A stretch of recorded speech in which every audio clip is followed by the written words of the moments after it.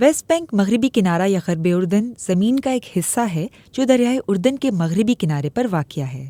اس کے شمال، مغرب اور جنوب میں اسرائیل ہے۔ اس کے مشرق میں اردن ہے۔ 1967 کی مشرق وسطیٰ کی جنگ کے بعد سے اسرائیل نے مغربی کنارے پر قبضہ کیا ہوا ہے۔ اسرائیل اور فلسطین دونوں مغربی کنارے پر اپنا حق سمجھتے ہیں، لیکن وقفے سے دہائیوں کی بات چیت کے بعد بھی مقبوضہ مغربی کنارے کے مستقبل کا فیصلہ نہیں ہو سکا۔ تقریباً 21 لاکھ سے 30 لاکھ کے درمیان فلسطینی عرب مغربی کنارے میں رہتے ہیں، جس پر ایک محدود فلسطینی حکومت اور اسرائیلی فوج کی حکومت قائم ہے۔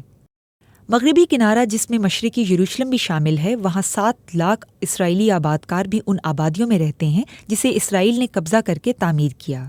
بین الاقوامی برادری کی ایک بڑی اکثریت اسرائیلی آبادیوں کو انٹرنیشنل لاء کے مطابق غیر قانونی سمجھتی ہے، لیکن اسرائیل اس سے اختلاف کرتا ہے۔